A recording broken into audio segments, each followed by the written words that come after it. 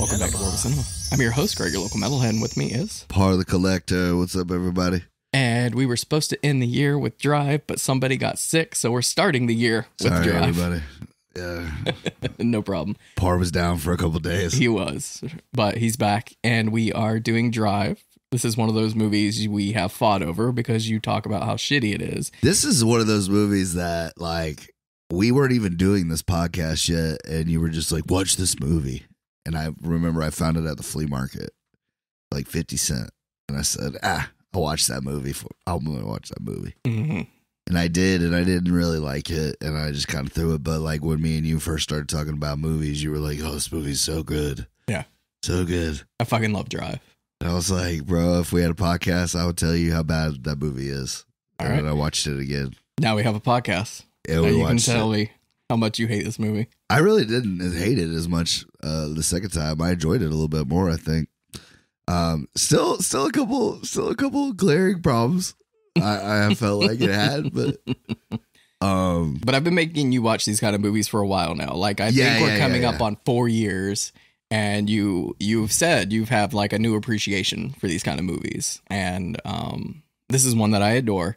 And even rewatching it myself, this is a fucking masterpiece of a movie. I knew you were gonna say that shit. I fucking knew it. I love this movie. Like it's top 10 material for me. All right, first of all, let me just say, man, the opening fucking scene Is amazing. It's hard to top after anything after that, man, because the first, it's so fucking cool, man, and it's so random at first, and then it just kind of, like you said, like a well-placed orchestra, like it just kind of connects. And like you're like, oh, is this guy listening to a fucking Clippers game on the radio, dude? He got this fucking police scanner going. These fucking guys are just in some warehouse doing God knows what. Right. And one of them, first of all, how the fuck are you that far? What the fuck were y'all doing that y'all were that far apart in time? Right. I was saying the same thing. This one guy's like, come on, where the fuck are you? He went to take a shit. Wouldn't you know? Like, he was with you. I've been sitting in this car the whole fucking time, so I would imagine you would know where the fuck he's at, because I've been watching the fucking car. Yeah. And I like the phone call he makes, at the beginning. He's like, Well, he's setting down his ground rules. It's showing that this isn't his first rodeo. He's done this before. He's a professional. He's a seasoned vet driver. Right. Exactly. Getaway driver. Mm-hmm. Got me for 5 minutes. In that time, I'm yours. Anything on the other side of that, on your own. Right. It's like his credo, So he goes to see Bryan Cranston, which I like Bryan Cranston a lot.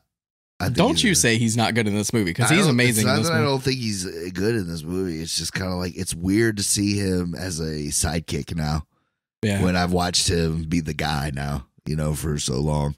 So it's not that I don't think he did a good job. It's just like, come on, bro, that's Heisenberg. Like, put some respect on his fucking name. Well, this came out in 2011. I know Breaking Bad was going on, but, this was... Yeah. He's not as well, known as fucking Walter. Right. Walter White. Yeah. But yeah. But it just shows he's almost a chameleon. Like, Bryan Cranston is seriously a national treasure. He really is. We should protect him at all costs. Yes. But yeah, he runs a shop that Driver works for, which I hate that they didn't give him a fucking name. The fucking other guy, what's his name? His name is Standard. The girl's fucking boyfriend. His name is Standard. Yeah. For standard ass fucking character. Yeah. He doesn't deserve a name. But anyway, yeah, I'm not a fan of the Driver either, but it kind of adds to his ambiance of a character. You don't really know him or get to know him. It's kind of a character study. I don't know. Anyways, but the first scene is good. He gets these guys in the car, and what I want to know is they call out over the radio, you're looking for a late 90s Silver Impala. How the fuck did they get the make of the car yet? Like, he didn't even see a cop at that point. You know what I mean? Maybe like, the people that they stole from looked out the window when they saw them get away in a car. I don't know. that place looked like it was closed, dude. I think they were robbing it. I mean, probably. Who robs a place during business hours? You feel like you're just focusing on the wrong things. I don't know. I get it though. When I watch shit like with robberies and like precision and time, like I don't know, I just like think it gets bonus points. Like if it makes sense, like holy fuck, you could really get away with that or whatever. Like I don't know how those Ocean's movies did it, but like they always made it look like some James Bond shit. Like right, but those movies are about the heist, so it has to be as like believable and as real as possible. This isn't really about that. It's about the character study. We're supposed to be focusing on but to be a getaway driver, like you have to be able to outthink hundreds of cops. You know what I'm saying? And he did. He got away. That's what I'm saying. But like that was genius. That's what I said. I love that part. Like it's hard to top this movie after that part. That shit is so. That's the thing, is it kind of set. It depends on who's watching the movie. Like if you're looking for the action and the driving and the heists and shit, you're gonna be sorely disappointed. But if you're looking at it as like a character study, this like is we're literally 80% of the drive in the title is in the first 10 minutes. But if you're looking at this like a character study, like we're trying to figure out this person driver, like who he is, what he's about, then you know it really sets itself up. Well, like you get to see the interaction between him and Bryan Cranston. It's kind of like that father figure for him, and he gave him a job, and he knows a lot about cars from driving. Right. Well, first he goes back to his apartment, you know, sees the girl, whatever, and then we go to the stunt driver thing. That's where we see Bryan Cranston is like almost like his boss or his lack of a better term, handler, like an agent. Yeah, kind of, because he's the one that gets him these roles because he's a stunt car driver for the movies. And so that's really where we get to see like he's a bank heist or a driver at night for these robbers. During the day he's a stunt car driver for movies, TV shows and shit. Yeah, exactly. So and you find out that Bryan Cranston wants to be a NASCAR like pit chief, and he wants Ryan Gosling to drive the NASCAR for him. So they wanted to get this NASCAR. It's kind of beat up and like it's not great shape, but like Ryan Gosling's such a good driver that he's like, so he goes to Albert Brooks because Albert Brooks is a gangster and a loan shark. Which, can I just say, Albert Brooks plays a bitch in almost every role he's ever done. I think he said like in this movie, like, you know, he was playing opposite of Ron Perlman, you know, who's been a badass forever, dude. Like, that's Hellboy. Yeah. You know, that's Sons of Anarchy. Like, I've seen Ron Perlman do some nasty shit to people.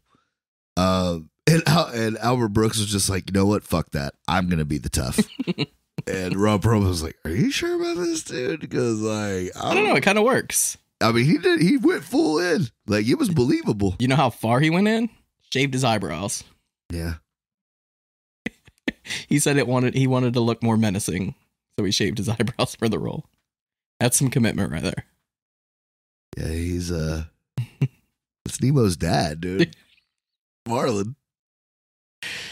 But yeah, and he's a great actor. Like most of the I forget the name of it, but the one with him and Michael Douglas, when their kids are getting married and they're like gonna be in-laws. Michael Douglas is like a secret agent motherfucker. And Albert Brooks is like a podiatrist. Like he just does like puts people with like inserts on their feet and shit. Yeah. Anyways, it's funny as shit. I gotta find out the name of it. But what was I going with that? You were just talking about the actors. You were talking about Albert Brooks, how good he was, and Bryan Cranston. I forgot Oscar Isaac was in this fucking movie. Like he's been in a lot of the movies you've done lately. Yeah. I forgot this guy was in this much fucking movies. Christina Hendricks. You haven't seen Mad Men, have you? Nah. So she's in Mad Men and she's fucking drop dead gorgeous, and I love that character. And I forgot she was in this, but she's amazing. You have to watch Mad Men just for Christina Hendricks. Oh, she's the redhead. Yeah. You got it bad. Yeah, but like I forgot how like the cast is pretty hard hitting. Isn't that the chick that used to be married to Carey Mulligan? Fucking I don't know. Shia LaBeouf. Oh, really? That sounds familiar. That sounds right. Like they were together when they did Wolf of Wall Street. Or not Wolf of Wall Street. I was going to say he wasn't in there. Wall Street. Yeah. Money Never Sleeps. The second one. Mm. But so there's a lot to unpack with this movie that I want to talk about. Right. But I kind of wanted to get your feel for it again because I know you rewatched it. So I was curious how you felt about this movie. It's got a lot more gangster shit in it than I remember. Yeah, that's what I was watching. I was like, I don't know why he doesn't like this movie. It's very gangster. It's got some gangster shit in it, and I like that. It just kind of, I don't know, man. So like, he was hanging out and helping this lady and her kid this whole time, and he wasn't hitting that shit. Like, that just seems weird. He's a weird character. He would do all that. All right, so I guess I can get it into my shit. So, doing the research on this movie, I came across something that took me down a fucking rabbit hole, and I've been fucking obsessing over it ever since. Is there's this thing in movies, or okay, you know what an alpha male is and a beta male, you know? Well, apparently, there's a sigma male, and people are quoting Drive as like the top tier #1 sigma male movie ever. Because Ryan Gosling's so cool. Yeah, kind of. Yeah, it's that's part of it. I will say, I'm not a huge Gosling fan, but this movie is probably one of his better ones. Thank you. I'm glad you said that because I was like, this is like hands down his best role that I've seen. But traits of a sigma male. I know. I'd say the only movie I like with him more than this is Nice Guys. Yes, very much so. Because that's a badass. I just watched that a couple weeks ago. Blade Runner, he's great, and it's the same kind of. I got to get to that. But yeah, Blade Runner's great. So back to the sigma male thing. It's just something I want to talk about. Nonconformity, self-sufficiency, independent. They don't need to social hierarchy, adaptability, self-priority. Basically, they're like the lone wolf. Right. Like they're an alpha male that kind of lays below everything, you know? Right. They're sticking to their own thing. Right. And so that's Ryan Gosling's character, the driver. He kind of just does his own thing, whatever. So just real quick, the reason I got obsessed with this whole sigma male thing is somebody made a list of sigma male movies. And I'm going to read them off to you, and you're going to start fucking laughing because I found it funny. Mm. American Psycho, Joker, Drive, Taxi Driver, Fight Club, A Clockwork Orange, Blade Runner, Wolf of Wall Street, The Dark Knight, The Shining, Once Upon a Time in Hollywood, V for Vendetta, Nightcrawler, John Wick. Are you sensing a theme here? Yeah. Some of those I would say, but a lot of them you could say like those are Descent to Madness. I don't feel like this was a Descent to Madness movie, though. Well, that's kind of what was so funny to me is because we always talk on this podcast how I love the Descent to Madness movies, but there was always this like other kind of movie that I like that didn't really fit into that Descent to Madness, and it's this. That's what I was reading. Those are all my favorite movies, Nick. Yeah, I know. That's pretty funny. So the whole sigma male, I just thought it was funny, and I wanted to touch on that. So that's the whole thing with Ryan Gosling's character is he's kind of a loner, but then he sees her. Yeah. And he's drawn to her. And, you know, after her car breaks down, she takes it to the shop and he takes her on the drive with the kid. She kind of like has a connection with him. So they share this bond. Yeah. And, so her husband gets out of prison. Yeah. I like that scene where like it's like the first time like he had helped her or whatever when her car broke down, and she's like, "That's Benicio's dad." Oh yeah, when they're in the kitchen, yeah, he's in prison, or he's like, "Where is he?" Yeah, where is he? Like, what the fuck, dude?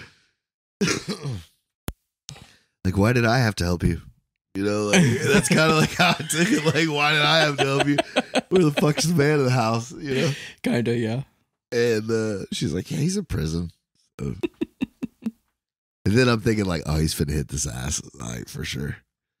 Just went and spent good hard-earned fuel on that fucking race car and take care of the kid out there. took him to the creek and shit. But yeah, he falls in love with her clearly, and then Oscar Isaac's her husband, and he gets out of prison miraculously like 2 weeks after these fall in love together. I love the so they've had this like connection. They were kind of dating, but not really dating because, like you said, they didn't really have sex. They didn't even kiss yet.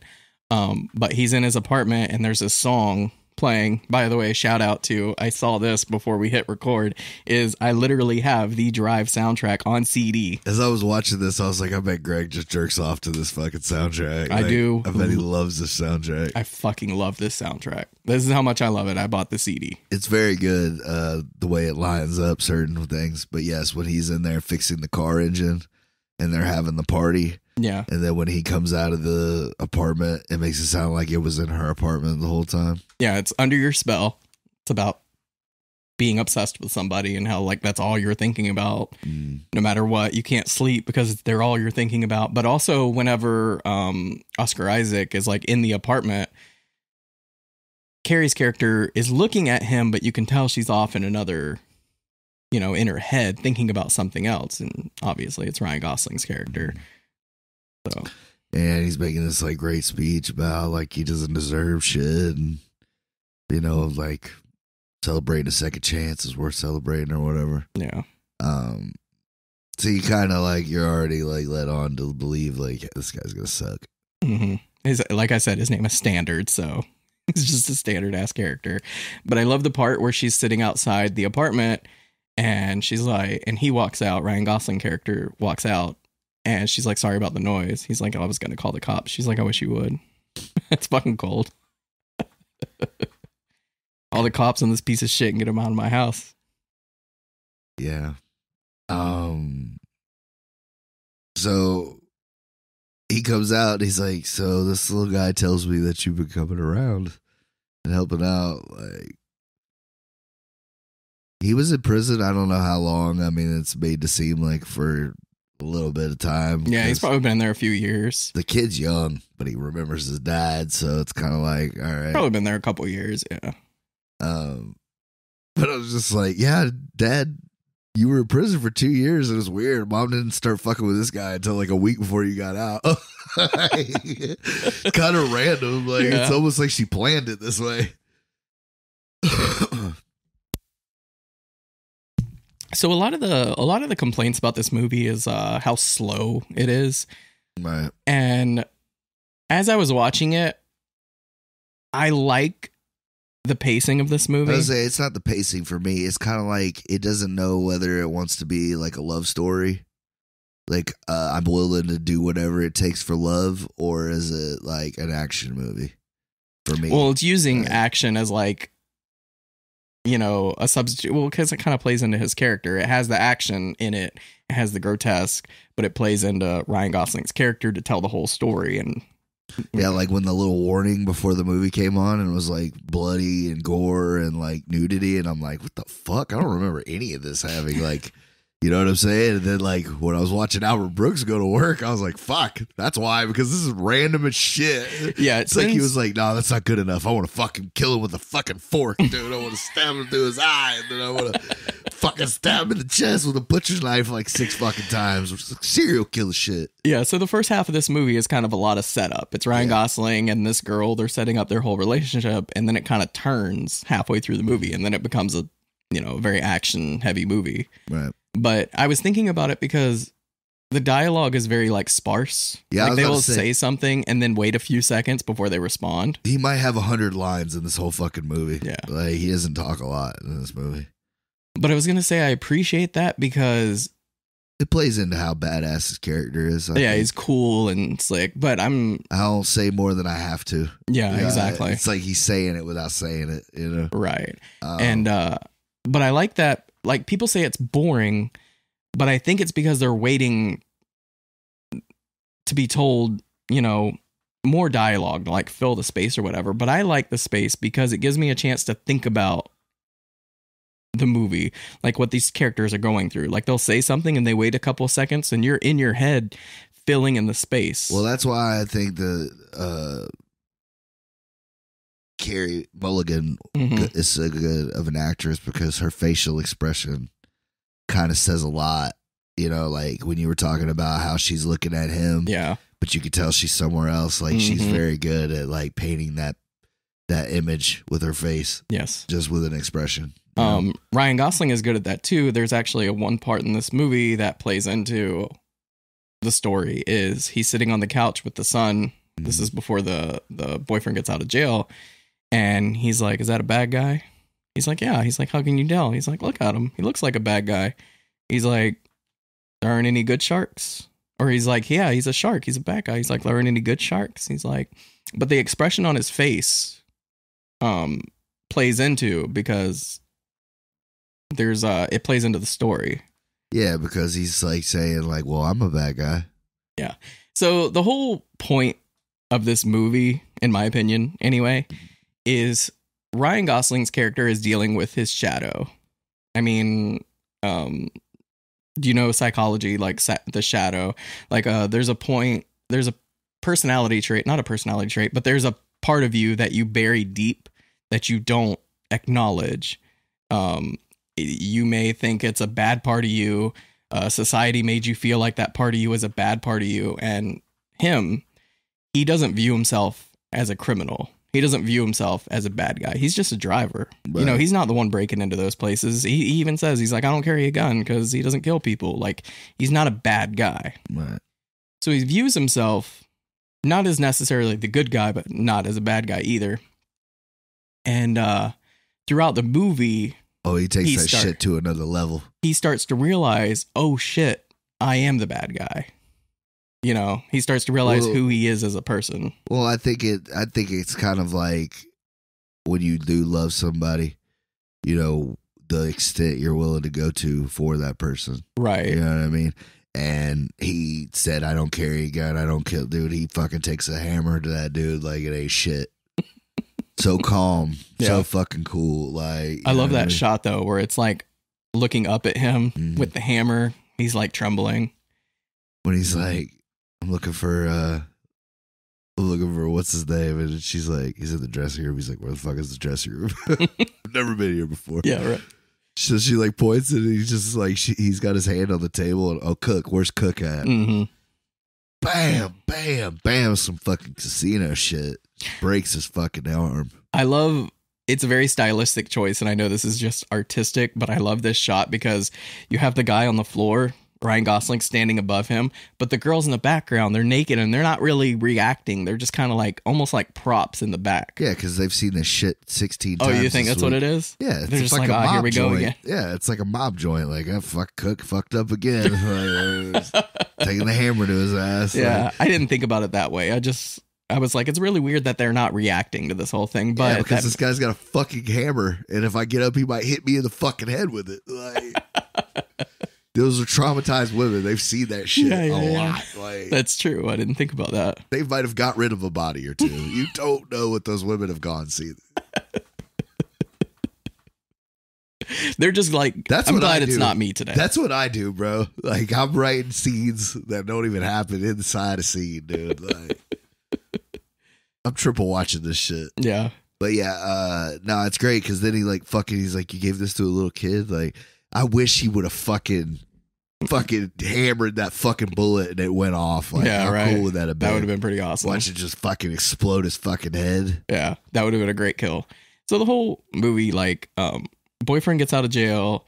Husband gets out of jail, and he had some protection on the inside, and they're like, "When you get out, you got to pay us back."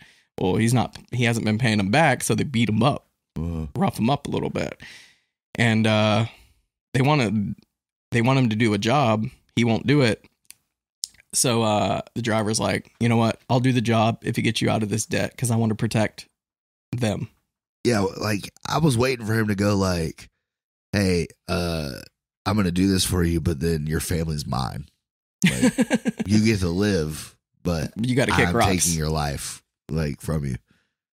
Like, for real. You know what I mean? Like, I saved your life, so in return, I want your life. Yeah. Like, you know, you just get to be alive, and I'll get to be with your wife and kid. Well, that's how much he cares about them is, he just wants to protect them. Exactly. And I thought that was even crazier because he even says, he goes, because when he's telling the chick, the redhead, he's like, you just got a little boy's father killed and you fucked us. And now we're going to die too. Like, yeah. Speaking of protecting them, I love that shot when he's carrying the son and he has his jacket over him. Because the jacket's like almost like a costume, like a superhero costume. It's like it's part of the fucking symbolism at this point. Exactly, and he has it over the kid, and it's like I want to protect these guys because I care about them a lot. I just love little shit like that. Right. But yeah, he comes in and sees the dad's already got the shit beat out of him by some thugs. Don't tell your mom. It's a game. Don't tell your mom. Yeah, right. Like, he just like takes the kid, and then that's when he's watching TV with him and shit. But he does the job, and on the way out, Oscar Isaac gets fucking blown away. Yeah, shit goes south. Well, there's another car there too. Right, but I just felt like he should have been moving a little faster. Nah, he said, "Fuck that, I got this shit." He put his gun away. That's what I'm saying. Like, how are you gonna lollygag after you just stole? Rob $1 million from these fucking people. You're right. You should be running. Yes. Get the fuck out. Especially after she got out and got in the car so fucking calm, so smooth, because he had the back seat open and ready to go. But you get another chase scene, another drive. Great little scene. And of course, these gangsters are shitty drivers compared to him. I'm just saying, how is that Chrysler keeping up with that? Dude, that's what I was Mustang? thinking the entire time. Like, I'm like, I know this isn't like some crazy, like, hooped up Mustang, but like, it's a fucking Chrysler 300. Yeah, like, right. I don't ever remember like reading about them having 400 horsepower fucking stock. Like, it could have been souped up like the Impala. Yeah, no rims, nothing. Like, we just fucking all horsepower, baby. That's what I was thinking. I was like, when we're talking about realism, I was like, That's it. If my fucking Chrysler 300 can't do the quarter mile in fucking 5 seconds, I don't want it. Right. So anyway, he gets away. They go back to the a hotel, and that's when he like beats the truth out of her. Basically, he didn't even have to hit her. Nah, he did. Because she knows that he's gonna fucking do some weird shit, like peel her skin off if she doesn't tell him the truth. Like, he's serious. But I do love this part of the movie because I feel like this is the middle of the movie where everything turns on its head because that shotgun shot was unnecessarily brutal. Oof. The blowing of her head off was just so unnecessary. I was like, that's too brutal. You know what was crazy though? It's like they showed that, but when he shot through the fucking door and blew that dude's head off, like all we got was shocked blood on the face. Right. So the reason I love this part so much is because before this scene, Driver hasn't done anything. He hasn't any violence. Right. He has had no violence. He's only been a driver. He's standing against the wall. These two men are breaking into the fucking hotel, and you could just see his expression where he's fighting. Like, I thought I was the good one, but I'm gonna have to be something more right now. I'm gonna have to be my shadow. Basically, I'm gonna have to embrace my shadow, and if I want to live. So he finally just says fuck it, and he grabs the gun, blows the two guys away, and then I really love this shot because I never noticed it before. Is he's covered in blood, but he's kind of in the shadow. See, here's and where... hang on. Let me finish my thought, goddammit. My bad. He's in the shadow, and then he looks out, and it kind of... The light hits him. It's almost like he's coming out of his shadow. I don't know. It's just really good cinematography. Go. Sorry. I wasn't trying to cut you off. But no, I was just thinking, like, do you think it's that he doesn't want to... I don't feel like that was the first time he's killed anybody. I think it was. You do? Yeah, like, I think that's what I was thinking. Like, I was like, it's like he doesn't want to let that side out of him. Exactly. Again. That's what I was saying. It's his shadow. Like he kind of represses it. He doesn't acknowledge it. But that's what I'm saying. This is the moment where he's like, I gotta be this. The first one through his fucking chest and neck with the towel rack. Yeah, that's kind of like personal. It's kind of like, I don't think it's personal. I've done that shit before. I think it's more so I have the capability to do this and shit. Like the way he cleared that shotgun and fucking just knew where to point it. Yeah. And blew that dude away. I don't know. Well, that's why I like the first scene of the movie, because it shows how technical he is. And look how calm he was when he hammered that fucking dude's hand, you know, and like all that other shit. I don't know. It just felt like he was like, didn't want to be that guy. That's what, exactly. He like not necessarily that guy, but I don't want to be him anymore.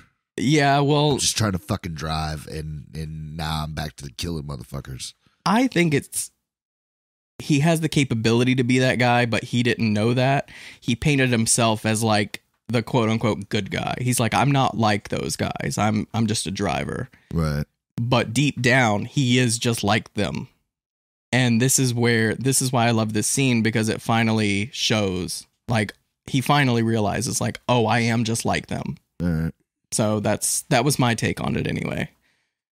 It works. Yeah. So after that, he takes the money and he hides it, and that's when he goes to Bryan Cranston, and he's trying to figure out, like, he's like, look, you had to give him something because you're the only motherfucker I told. And he's like, look, I'm sorry, I told him to leave the girl alone, like, you know. Yeah. And I was really like, damn, man, did Bryan Cranston fuck him over? You know, but like, well, Bryan Cranston's kind of a sleazeball, like, but you could tell he had a soft spot for the kid, yeah, for the driver, and that's why I was like, man, don't be the fucking piece of shit. Like, everybody's been shitty. Like, be the one guy that was in his fucking corner, and he just was a dumbass. Yeah, like you said, he was a bad criminal. But when it comes to money, people get real squirrely. Well, Albert Brooks even gives him like a little into his backstory to let you know that he is like a fucking lifetime loser. Yeah. He's like, I used to make shitty action movies. He's like, people called him European, you know? He's like, somebody, sorry, I don't mean to cut you off, but I was just going to say, somebody made a commentary or said, this is actually commentary. I don't think I said it before, but this is Nicholas Winding Refn movie, Neon Demon, we did earlier. He's commenting on his own career. Like, in that moment, he's like, I made shitty movies, you know, just style and sexy, bunch of action. I think they're shit, but anyway, I just thought it was a funny little observation that somebody made. But he was like, he used to overcharge me. He goes, but my partner Nico, they didn't play that shit. They didn't like that. Yeah. He goes, they fucked him up. Broke his hip. Broke his pelvis. Yeah, pelvis. And he goes, but I always liked him. He goes, he was just really fucking unlucky. He's like, you get what I'm trying to tell you, kid? Yeah, but also earlier in the movie, Bryan Cranston was talking to the Irene is her name, telling her, like, you know, he came into my shop. I hired him on the spot, but I gave him half the pay. Like, he even fucks over Ryan Gosling in the beginning when he first met him. So it just kind of shows the kind of sleazeball he can be. But he's like, and I've been exploiting his kindness ever since. Exactly. And all that. But I always thought that he said he paid him half the pay because they were doing this kind of shit. Like, I felt like Bryan Cranston was the one putting him on to the bank robbers. Yeah, I was thinking that too. Like, he's because when he's sitting at the bar and that dude walks up and he's like, hey, you're fucking Shannon's buddy. He's like, man, we changed wheelmen last time. He's like, I ended up in fucking jail for 6 months and my brother's fucking dead. And he's like, how about this? Shut the fuck up. Knock your teeth down your throat. But that was a good point, because it's a turning point in his character, because that happened directly after the husband getting out of jail. Yeah. So it was a nice little, like, oh shit. But that's like part of against his code. Like, he doesn't talk about it. Like, yeah. He did a job. That was it. Like, we're not going back. Yeah. But yeah, I felt like he was really enjoying her and the kid, and like, you know, being the family man. Like, I think that's what he really wanted. Well, yeah, that's what it's something he didn't know he wanted, because he thought his life was just being a driver for bank robbers and then doing stunt work and then working on cars during the day. You know, that was like his life. Like, he was fine with that. But then he met her and he was like, oh, there can be more to life. And I didn't realize I wanted this until I met her. And now this is the life that I want. But, he's in he has a lot of problems that he has to get through. I just don't understand. Like, that's why I said maybe it's me. That's what I didn't like first time is like, it's tough to see his motivation because like he's willing to do all this for her. But when he's driving her husband to a fucking, like, that was your only solution was to help my husband rob this motherfucker. It wasn't like, let's go to the cops or let's fucking leave town or anything like that. Like, it was like, let's go do the robbery. Well, I think it was more so like, I can't have that life because now he's back. So I can't have what I wanted. So he's going to do the right thing anyways. Like, I don't know, man. Like that, it's like, I don't know. But if he did love her that much, I guess. But I don't know. So we're going to get to the part. He's talking on the phone with Albert Brooks. He's like, I want to give you the money, whatever. But first he talks to Ron Perlman. Yeah. But and Ron Perlman fucking sends a hitman to his house. I know, but I'm talking on the point we were just making about his character, like why his motivation on doing what he's doing. He says, have you heard about the story of the scorpion and the frog? Yeah. Have you heard the story of the scorpion and the frog? So there is a story about a scorpion that wants to cross a lake. He wants to get on the other side of the lake, but he can't because he's a scorpion. He'll drown. A frog swims up. Scorpion's like, hey, can you take me across the lake? He's like, no, I'm not going to do that. You're a scorpion. You'll just sting me.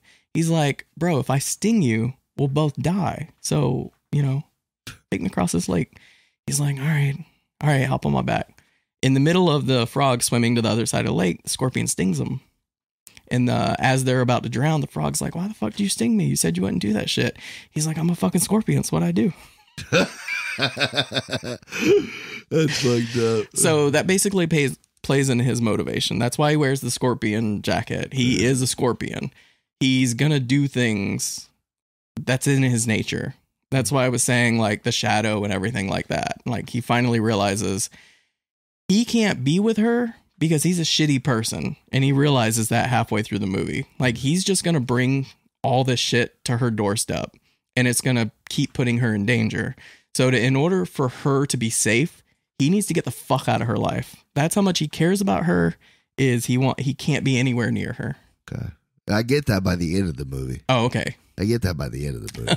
But I'm talking about in the beginning, like right when, I don't know, I guess the turning point when he finds... So should he just kill the boyfriend? Like, nah, I want her. Get the fuck out. I feel like after he found the dad all beat the fuck, he's like, look, I'm going to take your wife and your son and I'm going to leave. I guess, but that doesn't really play into the kind of character he is. He wouldn't do that. I think it's more so he had his chance. His chance is over because the boyfriend's back. So he's just going to go back to his old life. I guess. But after he helps him and it goes even more fucking south, like, and not at one point did he go selfish and be like, no, fuck it, I'm going to help myself. It was all about saving her. Right. And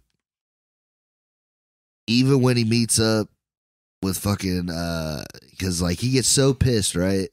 That that Ron Perlman sends this hitman after him, and they're in the elevator, and he's like, "Well, I'm about to die, so I'm about to give her this kiss I've been yearning for." It's not that he's about to die; it's that she's about to see who he really is. The other half of him. She's about to see his shadow, and he knows that. So he's getting his last kiss. It's a kiss of goodbye. It's like you're about to see some shit, and I know you're not gonna like it. So here's a kiss. I'll see you later. He crushes this motherfucker's skull. He stomps his fucking face in. Skull. I think he takes everything out on this dude. All the frustration, everything. He takes it out of this dude's head. Worst day, and you're about to get it. Yeah, because I love that shot. It's as the elevators are closing, she's like confused at what she just saw. She's like, I did not know you were capable of this. And then it shows the scorpion. Yeah. And I was like, God, that's why I love this director, is he's so good at cinematography, like telling a story without saying anything. I love it so much. A lot of good shots. So he goes after Ron Perlman with the fucking vengeance. And I mean, he fucking takes his car, and it's another, you get your last drive in the movie. A lot of people have speculations on this scene, so I'm curious what yours is. So he goes to the studio, he puts on the mask, and then he hunts down Ron Perlman, but he like walks up to the door and then gets back in his car. Like, I don't know, what was that? What is that about? I don't know. I thought he was going to go in there and just like start, honestly, I thought he was going to drive the car through the fucking window. Yeah, right. That would have been fucking. And just like fucking Grand Theft Auto everybody. Mm-mm. But yeah, he just walks up. Like, I don't know. I guess like he didn't want to be seen. Well, Ryan Gosling made comments in interviews that he said when he read the script, the only way it made sense is there was a guy that was blurring the line between Hollywood and real life and couldn't distinguish the difference between the two. And I think this is the part, because he's a stunt car driver, and when he puts on the mask, it's almost like he's what am I trying to say? Like it's not him doing it. Yeah, it's not real. It's not him doing it. It's like somebody else doing it. Right. So he puts on this mask and makes it feel like a movie, so it doesn't feel real. And because he fucking launches his fucking car off the side of this fucking not mountain, but a little hillside. And then he gets out, and then he, like you said, he walks him down in the rain and shit. Then he hammers him, doesn't he? No, he just chokes him. Like he like oh, that's right. Pushes him out. Him. Yeah, he drowns him. Drowns his ass in the ocean. That's right. All very personal. Yeah, all for her. Mm-hmm. So, like I said, it kind of confused me that it was like, all right, well, at first I'm just gonna rob this place. Well, he does. There is that moment where he's like, I got all this money. We can run away together. And she slaps him because she doesn't want that life. Right. He's like, well, I tried. We can't be together then. So there is that. I could go with you.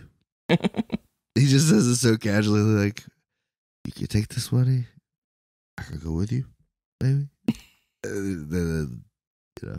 But I still think she would have went with him. Like, I think just the overall, like, I knew he was a bad guy, but like I knew it, because he went to prison and all that. Like, she knew who he was. It came out of left field with this guy because he was so caring and so loving, to her and her son, and like wanted good things for them. Mm-hmm. And then to see her stomp the living fucking life out of somebody like a fucking bug. Mm-hmm. I mean, that is a big, like 10 minutes, because it's like he told her right after that, No, he said that before. Oh, did he? Yeah. Yeah, because the stomping of the head is like the last scene they have together. Because that's when she's like, oh, fuck, I see what you really are capable of, and I don't want anything to do with that. So when he meets up with Albert Brooks, he's fully prepared to just give him this fucking money. Mm-hmm. And you leave her alone. And then Albert Brooks is like, if you give me the money right now, I could guarantee that she'll be safe forever. Yeah. But you're going to have to look over your fucking shoulder. Sorry, man. It's just got to be that way. Like, you done killed my fucking partner. He's like, I gotta answer for shit back in, because this is the whole thing. Ron Perlman steals that money from Philly gangsters. Yeah. And they're from Philadelphia, but they're Jewish, so they aren't taken seriously in the mob. Right. He goes, they still call me kid and pinch my fucking cheek. Like, and you could tell, like, Ron Perlman's like over that shit. But like in Cali, the mob's not as strong, so they kind of probably given their own crew, and they can do whatever they want. They just have to send money back home or whatever. They're trying to be real gangsters. They're like playing gangsters. And Albert Brooks is like, motherfucker, you know how this works. The money goes up. He goes, it doesn't matter who you are. Like, at the end of the day, if you're not the boss, you're fucking kicking up. Right. And see, this stuff like that, I figured you would appreciate in this movie. Right. And then, like I said, it was like, Albert Brooks was like, I'm tired of playing the pussies. Like, I want to play a ruthless motherfucker. Mm-hmm. So, like I said, he stabs the fuck out of the guy that Ryan Gosling had already beat the shit out of once. Yeah. And then when him and Gosling are about to make the trade, you give him the money. He just fucking stabs the shit out of him right in the fucking gut. Yeah. Like, he didn't have his phone books.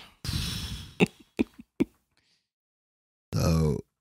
But then, But Ryan Gosling was ready. He knew something was going to happen, so he pulls his knife out and stabs him. But I love this shot because it pans down to the shadow. of Ryan Gosling. It's like saying he's fully embraced his shadow. This is who he is, and he realizes it. It leaves the body and the fucking money in the parking lot. Yep. And just drives away. Yeah. He's finally out. He's done with everything. Wash his hands clean. They kept the money. Yeah, but then you have the mob looking for you. I mean, it would have led to you eventually. But if you leave the money there, had to drive to, and it would have been better. Because he got a K back for. But Irene and Benicio are safe. Are they? Yeah, they're safe. Because it was really only this little gang that they know about. Like, it's between Ron Perlman, Albert Brooks, and the mob. Like, the other playing characters they don't really know about, I don't think, so. Well, by leaving the Plus, they get their money. Like, no, they don't, though. It's sitting on the ground. They can come pick it up. Cops are going to find it. That's what I'm saying. That's like how he tied up that loose end, because they can't say shit because the cops got it. Yeah. And it looks like he was a greedy motherfucker. Mm-hmm. He got killed for it. Right. But here's my thing. Do you think that he lives? Because he gets it in the fucking gut, dude. I've heard a few people say, like, they're leaving it up to your own interpretation. Like, that's probably one of my biggest complaints about this is, like, we don't know if he lived or not. Well, that's why there's that long scene of it, like, you don't even see him blink. Like, it's just zooming up to his face, and you're like, is he still alive? Like, it's making you question it. And that's kind of the point. And then, yeah, he fires it. I like to think that he lives, but, you know, it is in the gut. Maybe he goes and sees that doctor that takes all those shotgun bullets out of his arm. All the pellets. Yeah. All the buckshot. A note that I have, I talked about most of my notes, but there was one after, because I watched it this morning again. Did you? Because I loved it so much. I was like, I gotta watch it again before he comes over. The kid, whenever he first meets the kid, you know, he's in the kitchen and the kid walks up and he's wearing a mask. The kid is pretending to be bad. Ryan Gosling is wearing a mask because he's pretending to be good. I thought it was a nice little touch. Yeah, scary. Like, I thought that was, yeah, exactly. I thought that was a nice little hint that most people don't talk about. I haven't heard anybody bring that up. But yeah, that was the only one that I didn't talk about. So watching this movie officially as a movie reviewer. Yeah. You know, I enjoyed it a lot more the second time. I'm glad to hear that. Like I said, watching movies with you, you know, it's kind of opened up my perspective on certain shit, and where I was just a little more closed-minded on it. I enjoyed it a lot more this time. So yeah, I think the first time I saw it, I probably would have gave this movie probably a 6. You know, but I enjoyed it this much the second time. I'll even give it an 8.1. Oh shit. Give it pretty high. That's pretty high on the par scale. Yeah. I like movies that when I'm done watching it, it kind of has some introspection. And this time watching this movie, I had some serious introspection. Like I said, I watched it and there were certain parts that, like you said, the cinematography, like I just see something and I was like, holy shit, that looks cool. Yeah. You know, like the way it looked or just the way he hung on it. So yeah, I definitely appreciated it a lot more this time around. Yeah, I'm glad to hear that. But yeah, this one had me thinking about me, myself, my shadows, and you know, I was happy I own it. You know, right? Like I was like, now you can go revisit. That's why I got an 8. You know, because I was like, well, I could watch this again if I wanted. Mm-hmm. You know, this wasn't bad. Yeah. So yeah, like I said, this is for me, this is like a masterpiece of a movie. I love it so much. There's so many underlying things. There's so many themes. There's so many philosophical questions that you can like put onto yourself or think about. And those are the kind of movies I really like.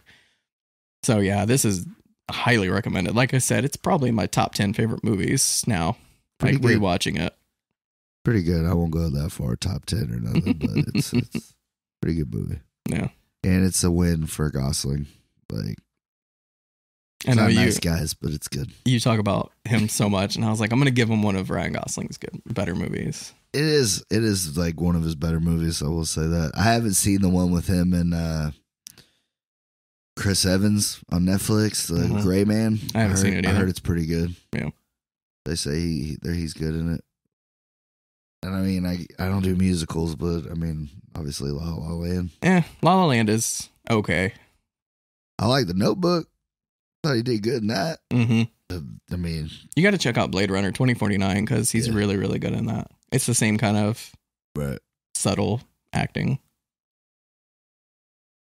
Best movie he's ever done, though, Beyond the Pines. Somebody look at my face! Mickey Mouse robbing the bank. That shit was too funny. So, it's a new year. It's a new podcast. What are you thinking to start the year off with? I actually brought you the movie. Oh, no, I'm just kidding. I'm down to do fucking. I mean, I was definitely probably thinking about doing it at some point this year. Mm-hmm. But no, I wanted to start off with My Cousin Vinny. Oh, yeah. Because you were talking about you'd never seen it, and I was just like, that is fucking nuts. Like, yeah. We're going to have to fix that. It's just one of those movies that I knew about, just never sat down to watch. I don't know why. You're about to say thank you. I appreciate it because it's so fucking funny, dude.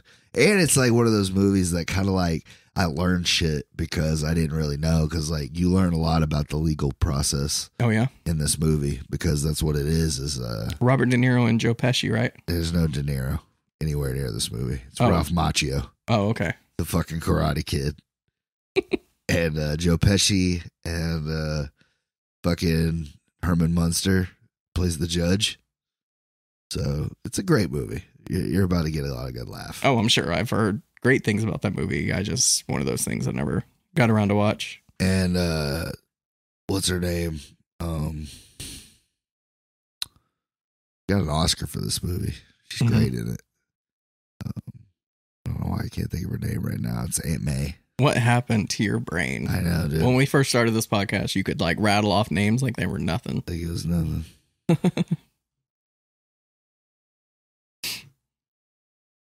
It starts with a T. Tawny or Tori or Marissa Tomei. Bam! Marissa Tomei. I'm just going to leave that fucking pause in there because it's fucking... Marissa Tomei, yeah, she's great at it. And she's in it too. Yeah. It's a fun fact though. I should probably save it for next week. Probably, yeah. Let me forget my fun fact about Marissa Tomei. Oh, so you have a fun fact about her? Yeah, on that movie. Oh, okay. And unlike some of my other fun facts, this one's actually true. I was thinking like Nicholas Winding. I've said Winding for so long, and I realize it's Winding. That's hard for me to like say it. Nicholas Winding Refn is doing a Dracula movie. I thought. Writer, director, Maniac Cop. No, I guess I'm thinking about somebody else. He did Maniac Cop. He's about to. It looks like.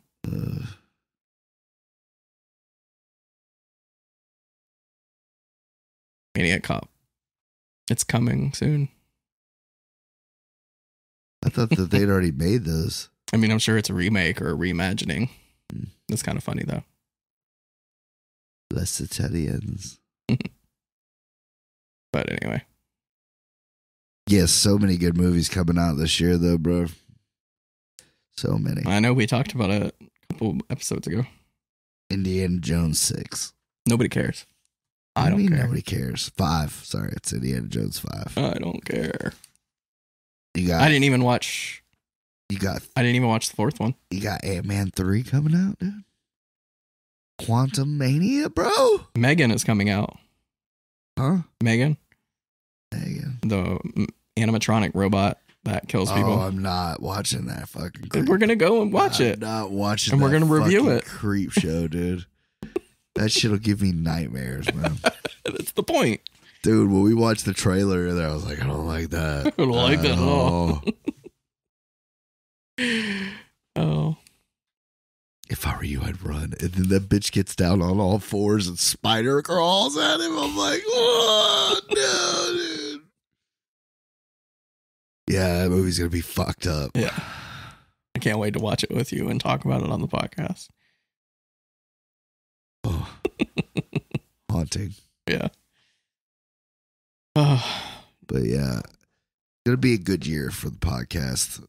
I feel like our views kind of dipped at the end of the year there a little bit. It's Christmas. People are on vacation. Is that what it is? Probably. They got time to listen to our podcast? I don't think people really care about like listening to reviews about Christmas movies. They just want to talk about Christmas or watch Christmas movies. You know what I mean? Maybe. So it's whatever. But we'll get back to it. Yeah, hopefully next week or two, hopefully we can get our episode with Kevin. I told you I talked to him.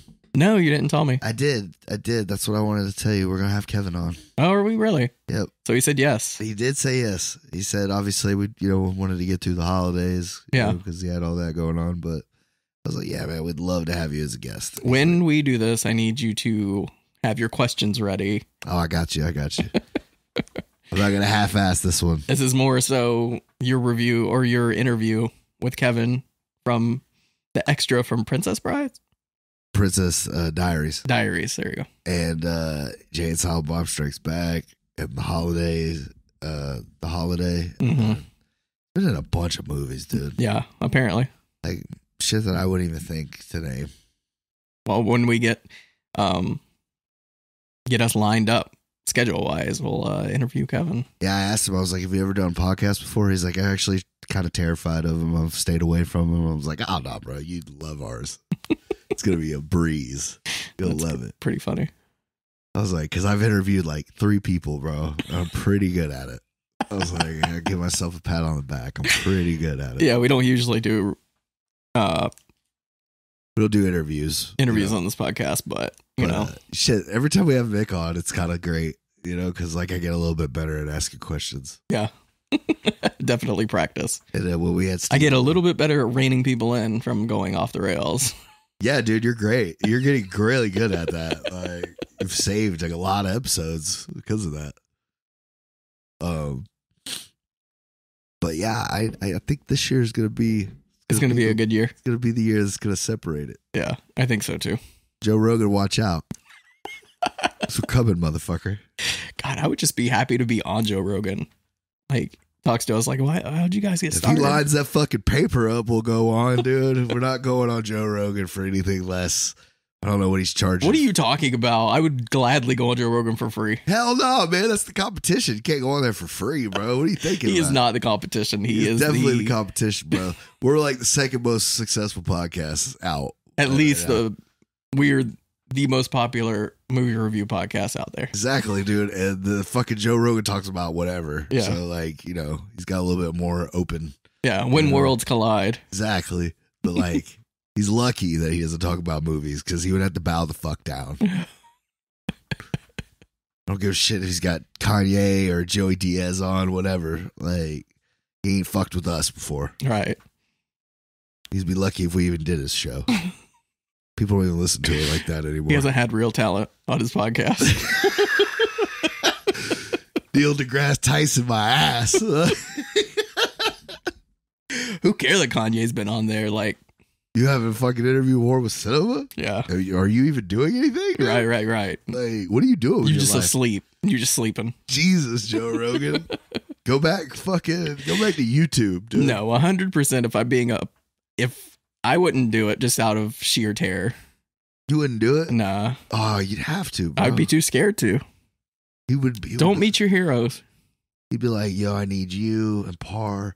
I'm going to fly y'all out here to Texas. You can shoot guns and shit. Me and Par can get fucked up, and then we'll do an episode. It'll be great. No, you know who we would probably end up with? Bert Kreischer. I could see us on Bert Kreischer's podcast. Only if him and Tom Segura are doing one. I'll go on Two Bears in a Cave. Oh my God. But only if we could both go. I would love to hear just you and Bert Kreischer on Two Bears in One Cave. It would be like watching some fucked up multiverse versions of ourselves. Yeah. Like, like us in other forms. Yeah. Because like you and Tom would just be sitting across from me and him, and we're just fucking going back and forth, back and forth. And Tom just looks at you and you're like, so this is what you do? Yeah, this is pretty much. Yeah. Yeah, it's same shit. I'm glad he got to take the weight off my shoulders this week. You and Burt Kreischer are just downing beers, like shotgunning beers to see. Doing dumb shit, like both shirtless. Yeah. Makes no sense. This is the greatest fucking episode we've ever done.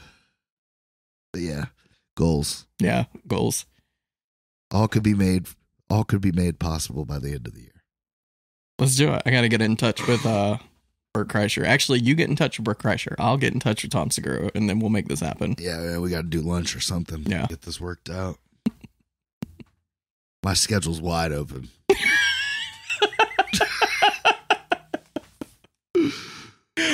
This is not surprising. I got a couple meetings.